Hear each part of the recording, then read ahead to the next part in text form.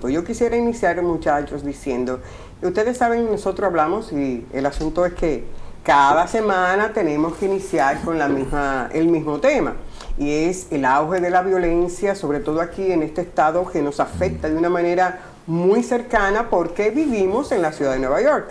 Y es que un agente de la policía murió y otro resultó herido en una emboscada que se realizó en la ciudad de Rochester.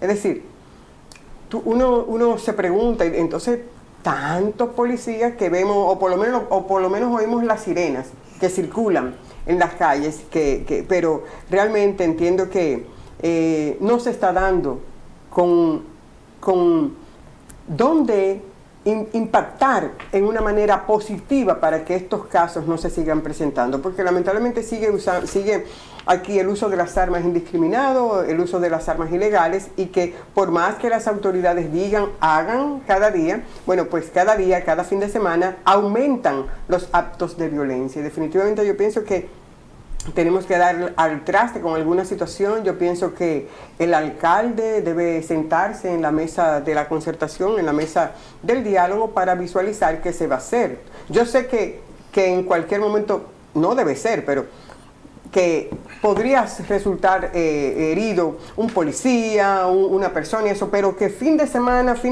tras fin de semana sea un aumento en los actos de violencia. Yo pienso que eso debe llamar mucho para que nos sentemos en la mesa y visualicemos y veamos que realmente las acciones que estamos aplicando no están dando al traste con la disminución de los actos violentos aquí en la ciudad de Nueva York, en cualquier parte de Nueva York.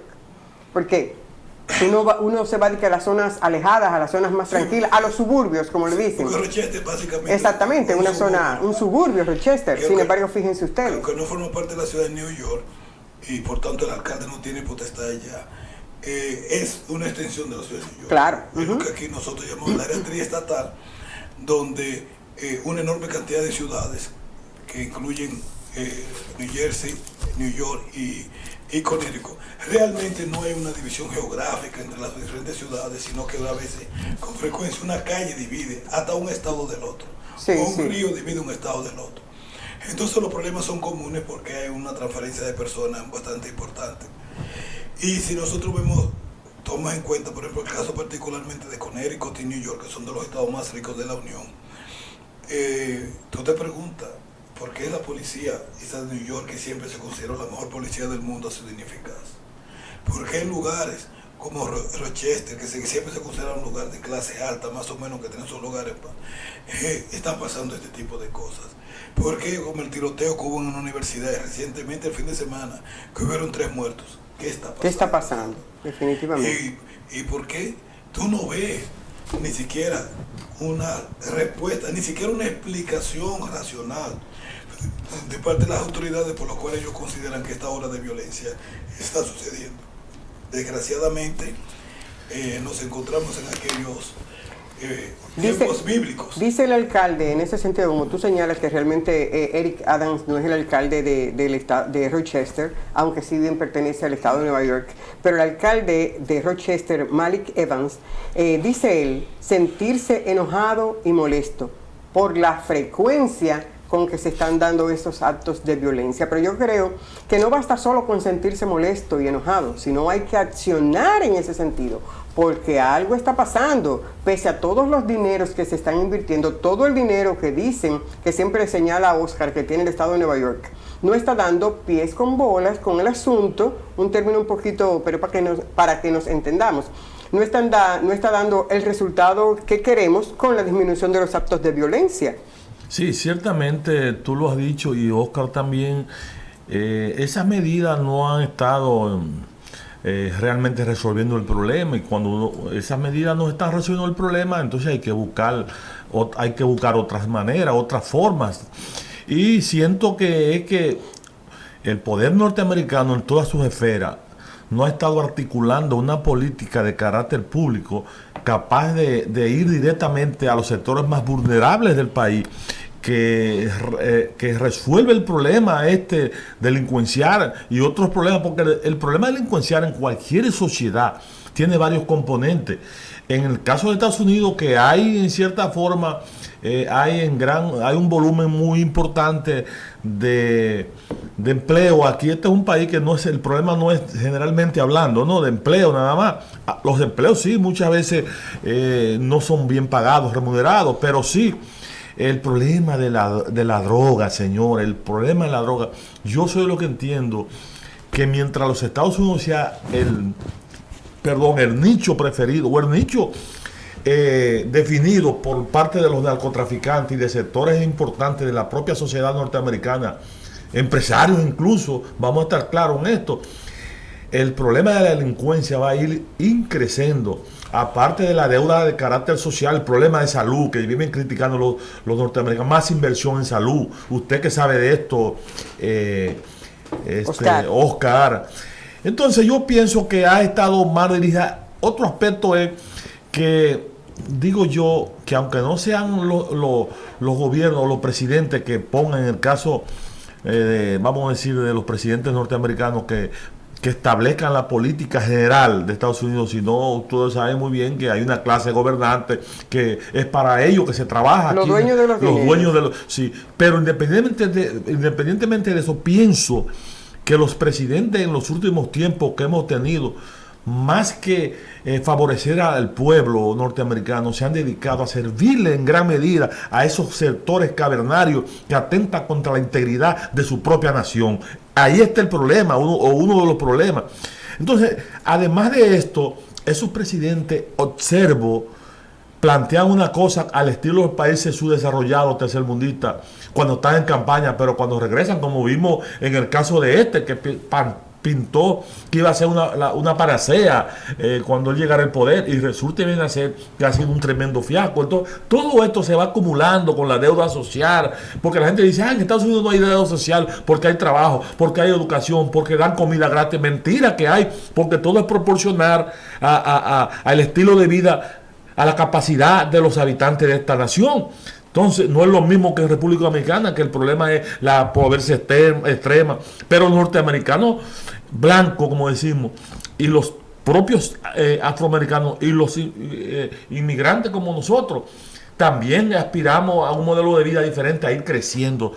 Entonces, no hay una política integral capaz de reducir esos niveles de pobreza en ese sentido, ¿no? No pobreza extrema como en nuestros países, sino en ese sentido de que hacen falta muchas cosas para reducir drásticamente los niveles de delincuencia, aparte de esos métodos de seguridad que no han dado resultados. Yo oigo a cada rato ahí que hasta nosotros los dominicanos a veces, Niurka, llevamos, porque son los que más saben, supuestamente entre comillas, llevamos en campaña a personajes dominicanos y a otros países y que para que nos orienten en materia de seguridad, pero cuando tienen aquí la inseguridad ciudadana. De que Giuliani te habla. Yo no entiendo esto. Realmente, tú has dado con el martillo sobre el clavo. Yo creo que la principal razón de los problemas que tenemos en los Estados Unidos es una percepción profunda dentro de la comunidad, dentro de la población de los Estados Unidos, de que los gobiernos que ellos eligen no los representan a ellos. Y hemos brincado de desilusión en desilusión, de desilusión en desilusión, donde aquellas medidas que se prometen, pero bueno, está el caso particular de la legislación para el control de las armas. Cuando estaba en la campaña, ¿qué prometió Joe Biden? Luego, después del segundo masacre masiva de Uvalde en Texas, ¿a qué acuerdo se llegó? Ni siquiera se llegó a un acuerdo de hacer ya el tema se perdió. Ya no se habla de eso. Y lo que se logró era simple y llanamente incrementar la edad de 18 a 21 años a personas que pueden comprar un arma. ¿Cómo que ese es el problema? Señores, ese fue el acuerdo que se llegó, de incrementar la edad. Señores, también recuerda, la semana antes pasada el Congreso llamó a 3 de los más importantes productores de armas. Todavía no se sabe qué pasó en ese encuentro, pero por lo menos se alaron a 2 o 3 de los dueños de las armas. Ellos siempre lo llaman. ellos van con frecuencia, aquí todo el mundo va y miente y dice cosas por las cosas. Pero no se ha sabido qué pasó en esa reunión. Entonces, lo interesante del asunto es que para comprar cerveza en los Estados Unidos, desde hace siglos tú tienes que tener 21 años. Y tú te preguntas, ¿cómo es posible en un país comprar un arma se considera algo menos dañino que comprar cerveza o ron? No, y que las niñas salgan embarazadas también por falta de una planificación. No, ya eso es un negocio. Falta de los anticonceptivos que debe tener derecho. Cuando eso se acumula ahora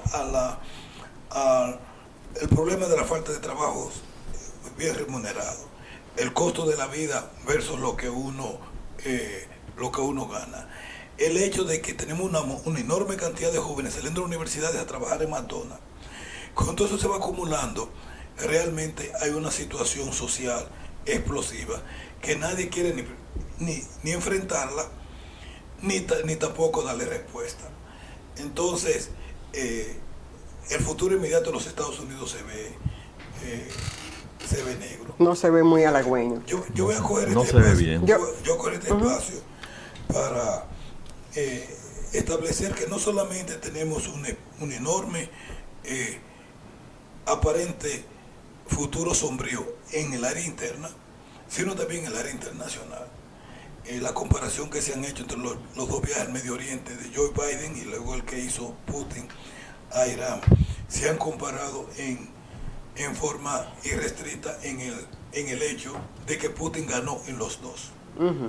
La respuesta que le dio Arabia Saudita a Biden fue una mano adelante y una atrás. No, peor venir con la mano vacía. No, peor de ahí. El problema es que aquí en los Estados Unidos no se ha publicado el mensaje de Arabia Saudita a Biden.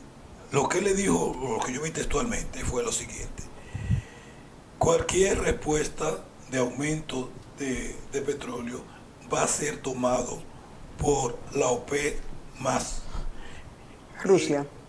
Y menciona el nombre de Rusia. Y le dice, Rusia es parte integral de la OPEC y por ende cualquier incremento de producción de petróleo se va a tomar en coordinación con Rusia. Entonces eso es una cosa increíble viniendo desde Arabia Saudita. Acaba de llegar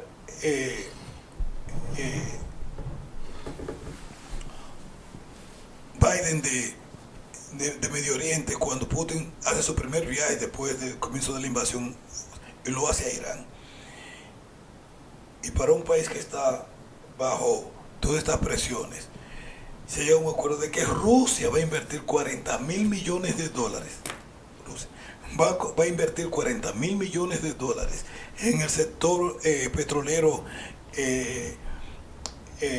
iraní, y que va a conectar a través de un gasoducto la distribución de gas de Irán y de Rusia, lo cual significa dándole a Rusia el control de la distribución de gas prácticamente, o a ese consorcio, prácticamente a Rusia, y que eso, Rusia es el productor de gas número 1. ¿Sé cuál es el número 2? Irán. Qatar el número 3. Entonces,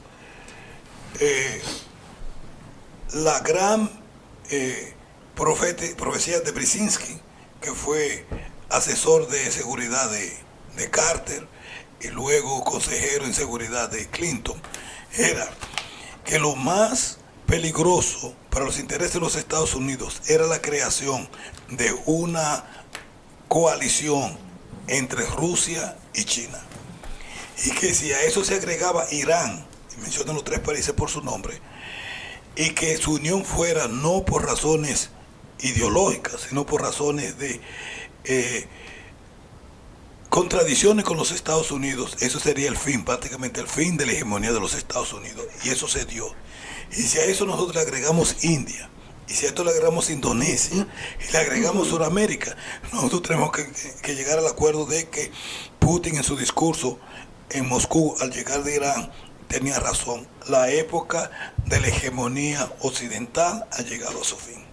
No, yo creo que sí. De hecho, ese tipo de de ideas le hemos ido arrojando en el espacio Levántate New York, porque entendemos, no ahora, yo pienso que esto culmina todas estas reuniones del BRICS, del asunto de la cumbre que se realizó de las Américas, es decir, todo eso ha venido a dar el traste con reconocer que lamentablemente, aunque no querramos, valga la redundancia, reconocerlo desde aquí, desde esta gran nación, quien ha salido victorioso en todo este proceso ha sido Rusia, independientemente de todas las sanciones que le hayan puesto, de que los países...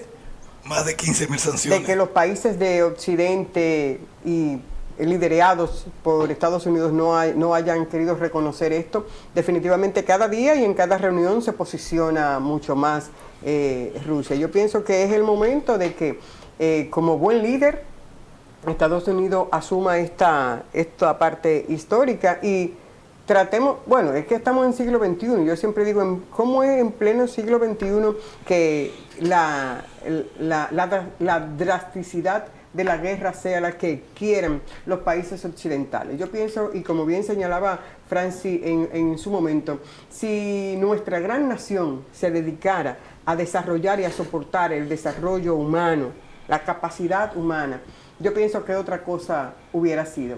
Porque definitivamente quien ha salido victorioso en todo esto ha sido Rusia. Lamentablemente así es. Y siguen queriendo como tergiversar las acciones. Estuvimos viendo que se impactó un puente, un muelle recientemente. Un puerto, exactamente. Y se le quería adjudicar a la parte Rusia. Entonces, todavía... No, realmente Rusia lo bombardeó. Lo bombardeó, está bien. Pero yo lo que te quiero decir es que nos quieren vender la imagen de que Rusia viene siendo el ogro de todo esto. Toma un segundo para explicar lo que sucedió. Rusia, las Naciones Unidas, Turquía y Ucrania se sentaron en Estambul para lograr un acuerdo que permitiera sacar los trigos de Ucrania al mercado internacional. Entonces, el acuerdo se firmó por una parte Naciones Unidas, Turquía y Ucrania, y el mismo acuerdo entre Turquía, Rusia y las Naciones Unidas.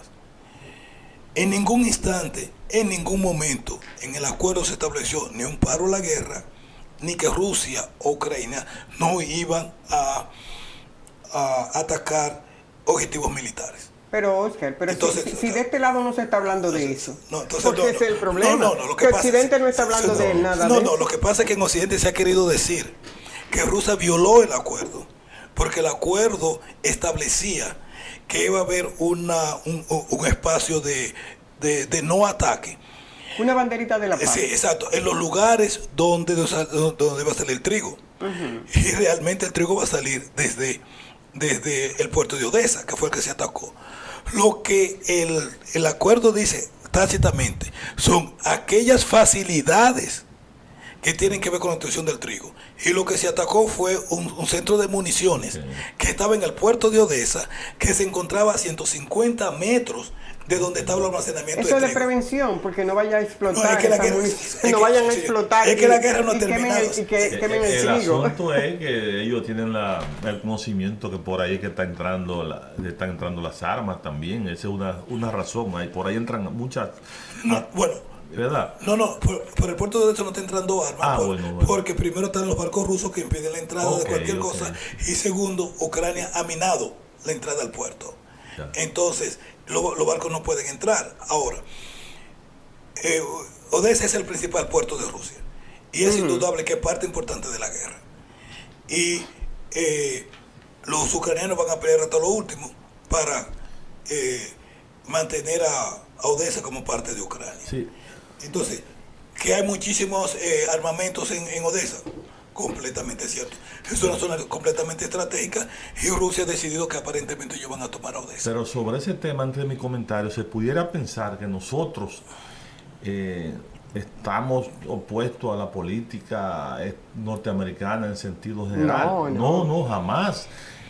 Este es un programa que lo que busca es que precisamente los que dirigen este país entiendan la realidad, entiendan de que hay que invertir más en la gente para seguir haciendo de esta gran nación un país hasta cierto punto solidario, humano, que transforme la naturaleza, la esencia en términos de económicos de sus habitantes, porque de eso se trata.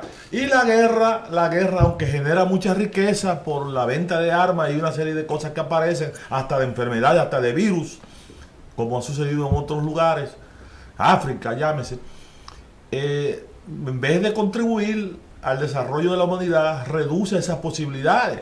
Pero que quede bien claro que nosotros lo que hacemos es ejercicio comunicacional, periodístico, con el propósito de que llegue lo mejor a esta nación. No, y lo importante, Francis, hago una incisa ahí, es que los amigos tienen la oportunidad también de manifestarse si no están de acuerdo con lo que plantea alguno de nosotros. Es decir, para eso está nuestro chat y están las distintas vías para expresarse tal como usted lo entienda pertinente, en caso de que difiera o, por qué no, también esté de acuerdo con lo que aquí decimos. Mire, estuve esta semana dando un recorrido mental, digamos, como decimos los sureños, mental. No, mental. Mental. Sí.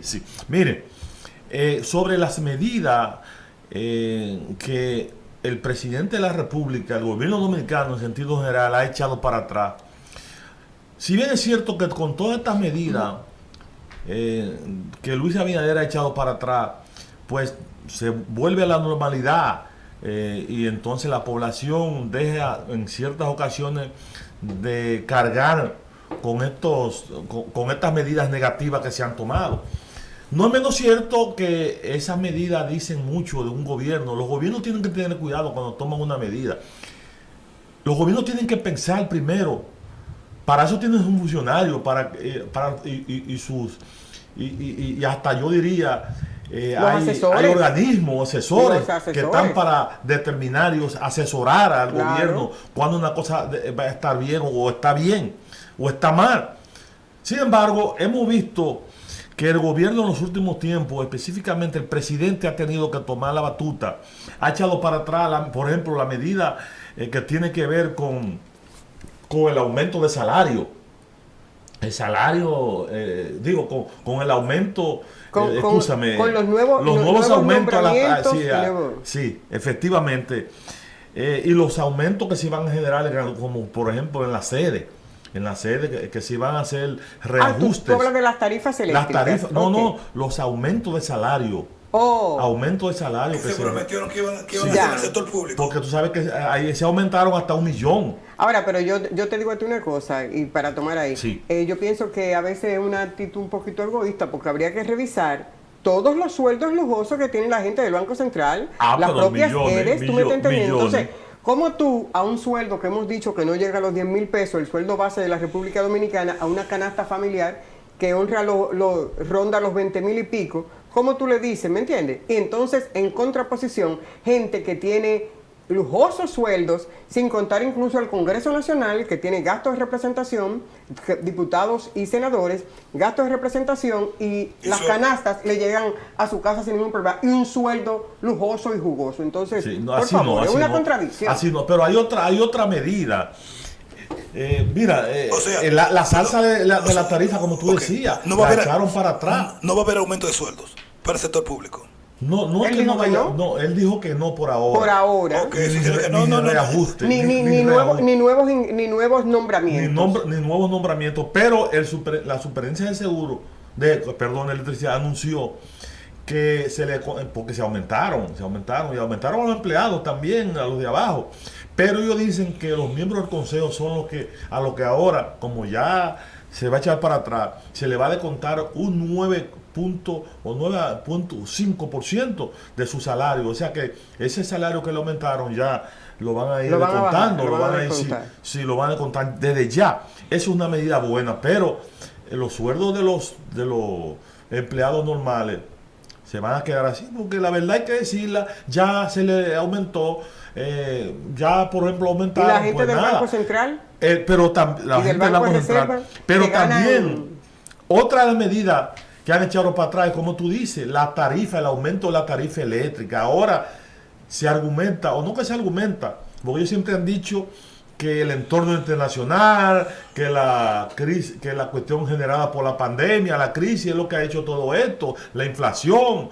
Pero, muy bien, ellos anunciaron que ya no va a eso, que ahora, por ejemplo, a lo que le aplicaron el aumento ahora en julio, entonces van a comenzar a hacerle ese descuento en la tarifa que le va a llegar. Vamos a ver si esto es verdad, pero si será esto es positivo. Porque perdón, Francis, Sí. El asunto de la tarifa, ellos, a partir, lo que dijo el presidente es que se frizó, no se va a hacer el aumento del tercer mes que corresponde a julio, septiembre, algo así. Sí. Pero lo que se cobró del primer trimestre, eso se quedó así, de eso no se habló. No se ha hablado. Es decir, solamente es que un stop, alto la acción a lo Dick Tracy, vamos a partir de aquí no vamos a aumentar. Pero ya el aumento que se hizo en la tarifa anterior está. Así mismo es. Y mucha gente ya lo ha pagado y no se ha dicho nada de eso. Y mucho. Mucho. Otro de los puntos clave que ha echado para atrás el presidente, así no podemos seguir, señor presidente, es el proyecto de ley de ciberdelincuencia. Recuerden ustedes que se sometió a un proyecto a la Cámara de Diputados, se lo echaron para atrás. Que iba a proteger a los dueños de tecnología, porque la delincuencia, ustedes saben, iban a castigar con 4 años a aquellos que se dedican a través de las redes a difamar, a hacer una serie de cosas, ¿no? Ese lo echaron para atrás también. Echaron para atrás lo que iban a hacer con el fideicomiso de Punta Catalina. ¿Se recuerdan ustedes que se debatió bastante? Pero echaron para atrás porque lo que buscaban con ustedes saben lo que buscaban con esto, era entregarle al sector privado, entregarle esta planta, porque detrás de eso estaban las oficinas y una serie de sectores empresariales cavernarios, a esa oligarquía rancia de la República Dominicana, detrás de todo esto, porque lo quieren todo, así como aquella vez cuando Leonel Fernández gobernaba, se le entregó todo. Se le entregó prácticamente, aunque se diga que no fue privatización, que fue, porque se dice que no fue privatización, sino que se invirtió porque estaban destartaladas las empresas. Pero ciertamente le entregaron a precio de vaca muerta capitalización de las empresas públicas a través de la CRE, de la Comisión de Reforma de Empresas Públicas, que no fue así en realidad. En realidad hay muchas empresas que desaparecieron. Se la entregaron. Incluso muchas de estas, después que la fortalecieron, la rehabilitaron, se la entregaron al sector privado a cambio de nada para que la manejen, porque tenían el criterio de que la empresa privada neoliberal, como tú siempre dices, maneja las cuestiones estas del Estado mucho mejor. Ese es el criterio, pero hay otro punto. La reforma fiscal que ellos plantearon, ¿no se recuerdan ustedes que echaron para atrás todos cuando la población comenzó a hablar de esto? Iban a aumentar la base imponible, ¿no? La base impositiva, iban a crear una reforma integral. Todo eso lo echaron para atrás. Ciertamente la reforma integral hace falta, pero parece ser que el momento no era adecuado para producir estas grandes reformas. Lamentablemente los gobiernos no pueden manejarse así, aunque beneficien al pueblo.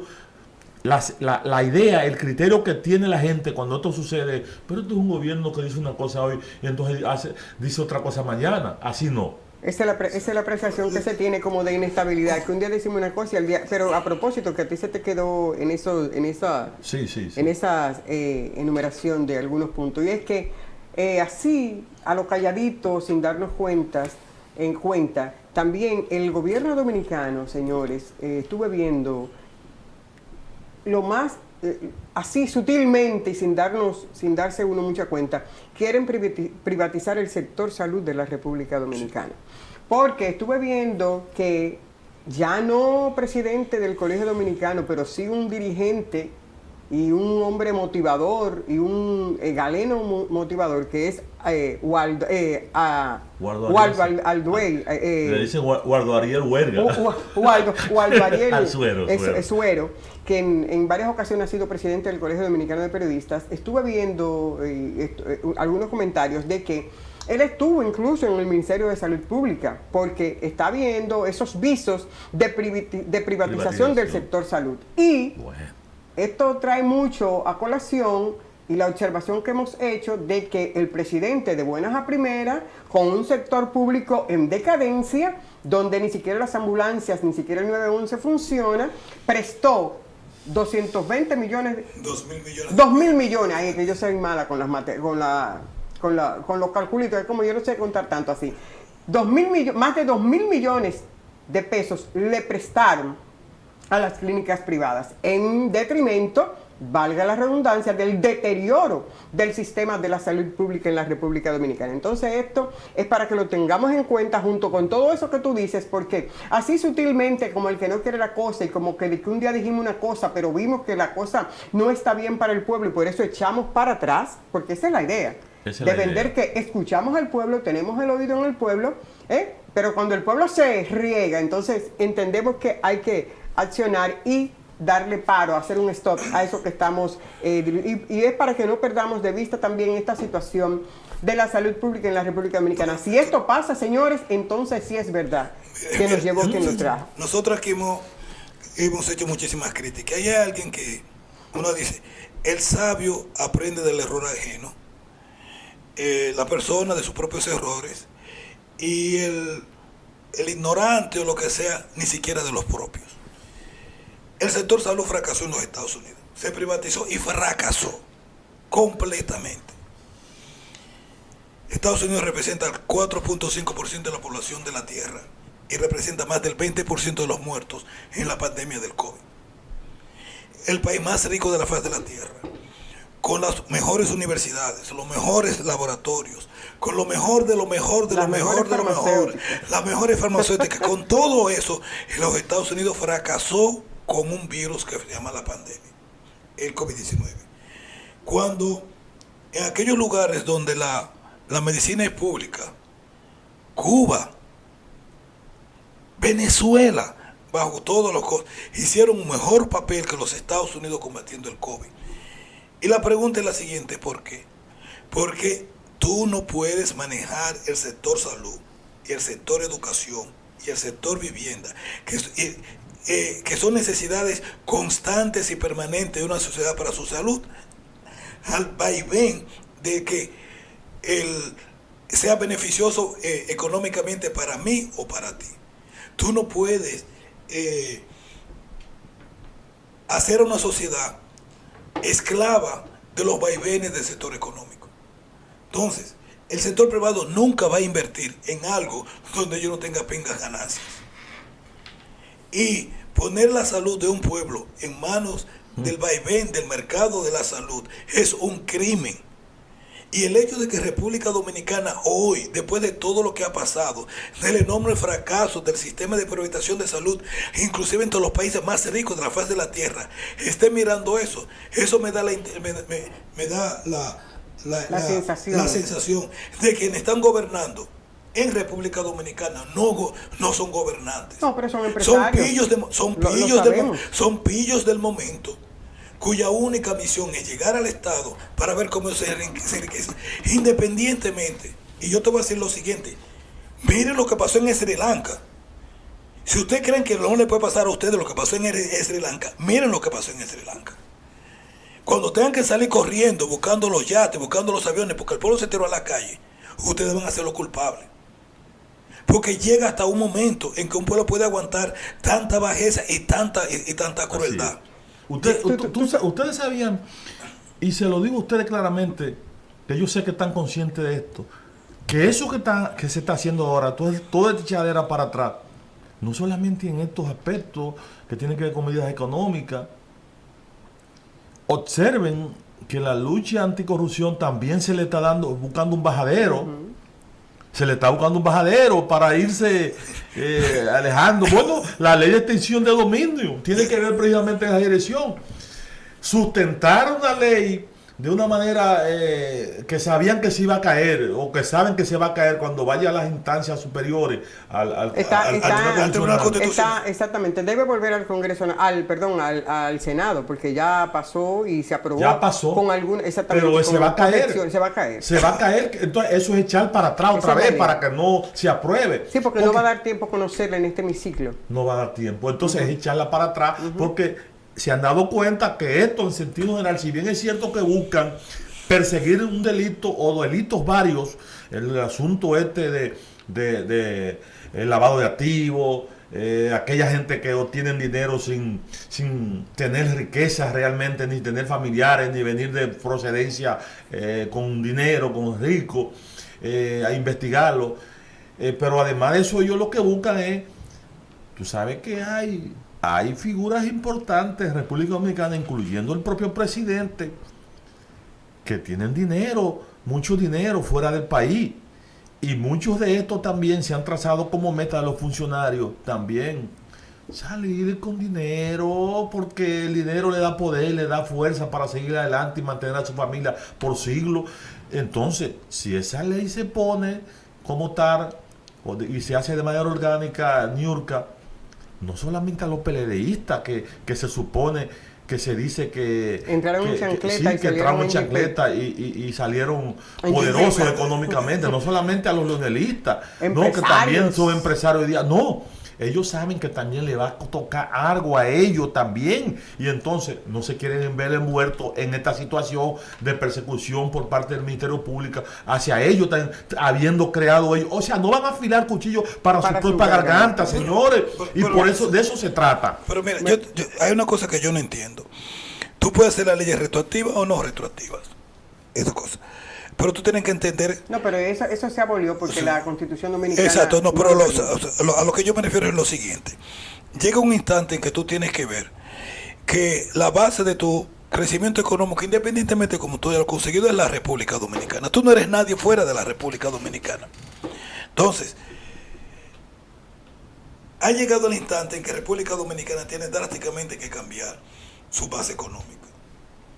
Más que la ley de dominio, está la reforma al sistema impositivo de la República Dominicana, que es la barrera número 1 en República Dominicana para su desarrollo. República Dominicana solamente recoge el 13% de la economía. Eso es insuficiente para las necesidades del pueblo, de la República Dominicana. Segundo, viene el problema de la institucionalización, que crea muy grandes diferencias en cómo yo puedo tener la oportunidad de tener un negocio próspero y la otra persona no. Pero tercero, eso tiene un impacto extremadamente negativo en la creación de empresarios capaces de competir en el mercado internacional. Porque el empresariado de la República Dominicana ha crecido bajo la sombra de no pagar impuestos, bajo la sombra de no cumplir con la protección del Estado y discriminación en contra de sus competidores. Como ellos no pueden crear eso a nivel internacional, por eso no compiten a nivel internacional. Y con el único país que nosotros podemos competir es con Haití. Y eso nos está creando a nosotros una problemática de que República Dominicana, a pesar de ser la principal economía en todo el Caribe, no es la principal economía en el Caribe en términos de su penetración en los diferentes mercados en el área, porque somos incapaces de competir. No hay con qué. Bueno, ustedes saben, viniendo un poquito, señores, aquí a Estados Unidos, estuvimos viendo en principio, en el reporte de las internacionales, la posición en este momento de la Organización Mundial de la Salud, en el sentido de que sí, ahora es preocupante la viruela del mono. Y uno se pregunta, lo que tú decías en principio, ¿tendrá que ver una farmacéutica con este cambio radical en la posición de este virus? Que como bien señalan incluso los indicadores, ciertamente es una infección contagiosa, no altamente porque tiene un segmento poblacional el cual se ve mucho más impactado, que son las personas del mismo sexo, que tienen contacto... Hombres homosexuales. Exactamente, que tienen... Ese es el segmento más vulnerable. No significa que no se propague, sí, ciertamente, pero no con la serenidad con que se propagan algunos otros virus. Y la semana antes pasada, cerca de hace 2 semanas, estuvimos viendo que la propia Organización Mundial de la Salud reconocía que el virus no era tan letal, o que no es letal más bien, y que realmente la proliferación no era tan significativa. Y entonces ver ahora, lo que ustedes dicen, señores, la privatización de la salud, ver ahora cómo un organismo regional, no regional, este no es regional, la regional es la Organización Panamericana de la Salud.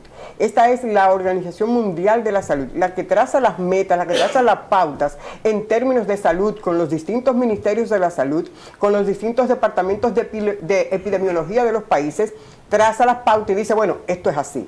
El hecho es que ya dijo que sí, que es peligroso el virus del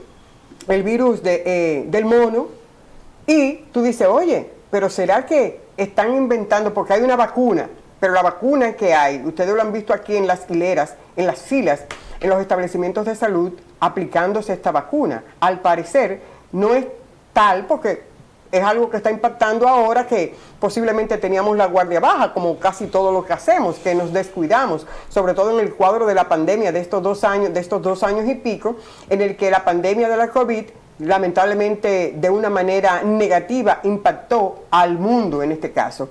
Pero que la OMS diga ya que cambió la visión de este virus, de verdad a mí me llama mucho la atención, sobre todo a sabiendas de lo que estaban diciendo los muchachos en principio, de la privatización de los servicios de la salud, y que en este medio capitalista lamentablemente solamente se le da importancia a lo que dicen los dueños de los dineros. Por eso yo me atrevo a pensar que este cambio de la Organización Mundial de la Salud en torno a esta problemática es un problema de que están trabajando por ahí una vacuna, entonces a esa vacuna hay que darle salida, porque habíamos dicho en principio de la semana pasada de que, señores, en Nueva York, una enfermedad que se consideraba erradicada del mundo prácticamente, y que es una enfermedad que no solamente afecta a los pobres, también puede afectar a las personas de clase media, media alta, que es la poliomielitis. En eso nos habíamos quedado un poco callados,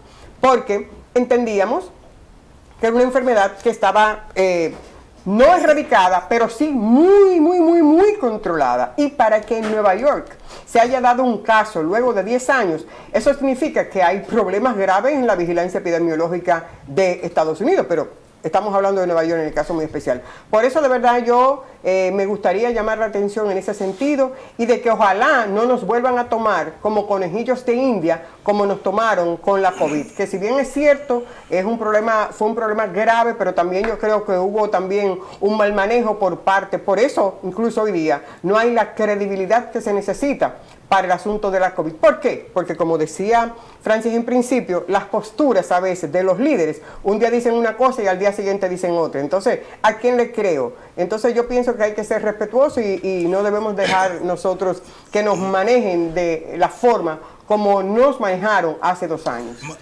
Mira, bueno, no voy a hablar sobre eso, porque eso está bien tratado. Yo pienso, bueno, está bien, sí.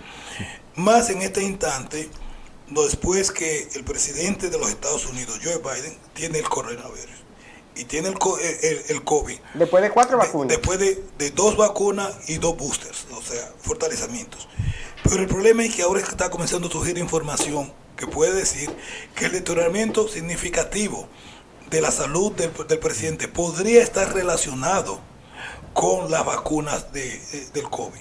Porque los estudios que se utilizaron para crear la vacuna del COVID fueron estudios que se hicieron que tenían como motivo la alteración del DNA de las personas para prevenir enfermedades. O sea, si se hacía ese DNA y se decía que usted era propenso por razones familiares a un tipo de cáncer. Una persona de alto riesgo. Exacto. No persona de alto riesgo. Eran estudios que se estaban haciendo para alterar el DNA de la persona para prevenir que una enfermedad a la que tú eres propensa sea eliminado.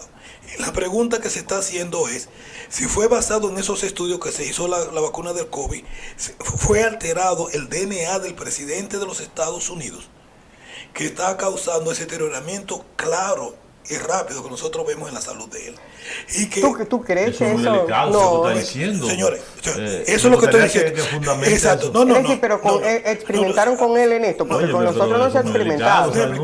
Lo que estoy diciendo es lo siguiente: la base científica bajo la cual se creó la vacuna del COVID fue estudios que se hicieron no para eliminar el virus del COVID, sino estudios que se habían hecho para alterar el DNA, para prevenir cierto tipo de enfermedades a lo que tú eras hereditariamente propenso. ¿Pero por qué tiene que ser con el presidente? No, pero fue con el presidente. Bueno. Fue con millones y millones de personas que se hizo alrededor del mundo, que se le puso esa vacuna.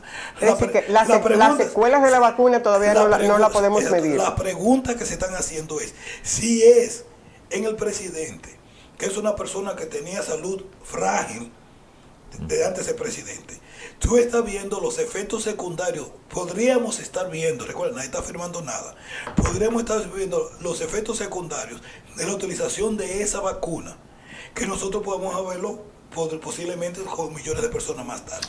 Y esa es la pregunta. A lo que yo me refiero es lo siguiente: nosotros no tenemos estudios profundos sobre la vacuna de la viruela del mono. La vacuna del mono. Y que hoy el presidente o el jefe de la Organización Mundial de la Salud esté recomendando, sin ninguna base científica fuerte, sobre las vacunas que se piensa recomendar.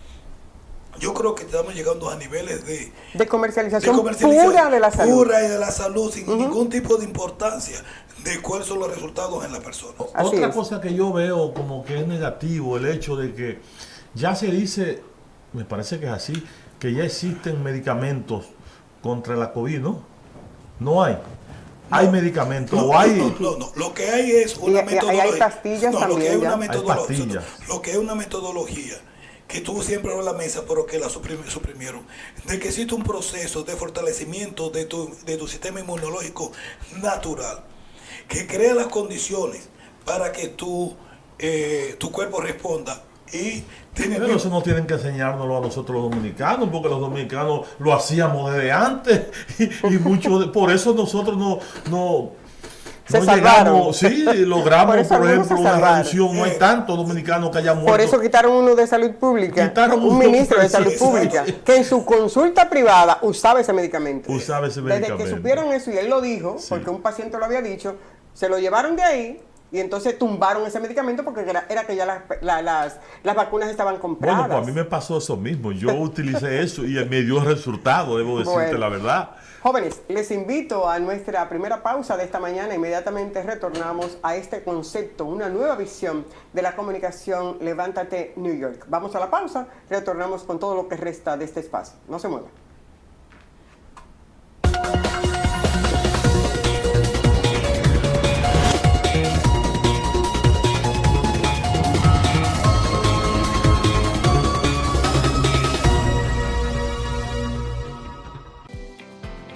Saludos, soy Henry Montero y soy psicólogo de su comunidad. Tengo más de 15 años de experiencia y me he dado cuenta de todas las necesidades que tenemos. Existen depresión, ansiedad, pero con esto en mente y con ustedes en mente, hemos desarrollado una compañía para crear suplementos naturales pensando en usted. Estos suplementos lo van a ayudar a ustedes a sentirse mucho mejor y en felicidad con todo lo que hacen. Por esto confío en este proyecto y por eso me he unido a Stamina. Por ustedes, mis pacientes. Por ti que haces ejercicio. Por ti que llevas una vida sedentaria. Por ti que padeces una enfermedad crónica como diabetes, VIH o cáncer. Por ti que padeces depresión. Stamina es para ti. Es para mí. Es para todos.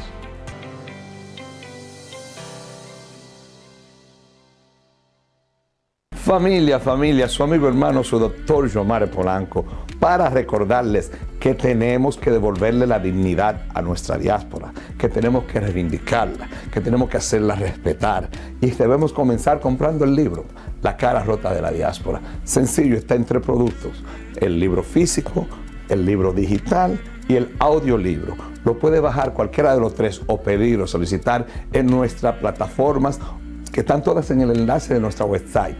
Visite nuestra website www.lacararota.com o llámenos al 848-244-3522 848-244-3522 a precio módico ahora mismo, al precio del por mayor.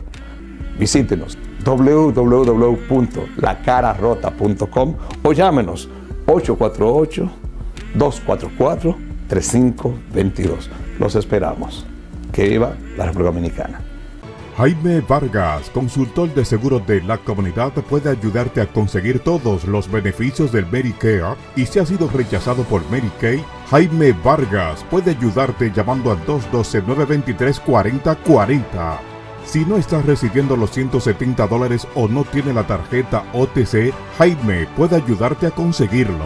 Recuerda, todos los beneficios te pertenecen y si no lo estás recibiendo, llama a Jaime Vargas para una consulta completamente gratis. Llama ahora al 212-923-4040.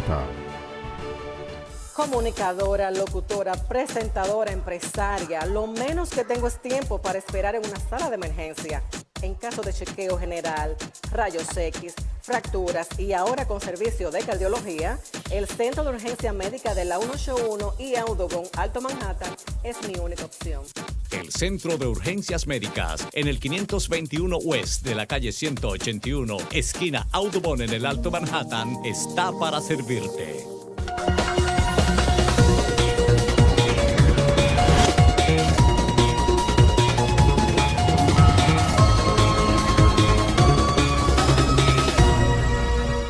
Sí, señores, continuamos aquí en el espacio Levántate en New York. Para nosotros es un privilegio dar inicio a este primer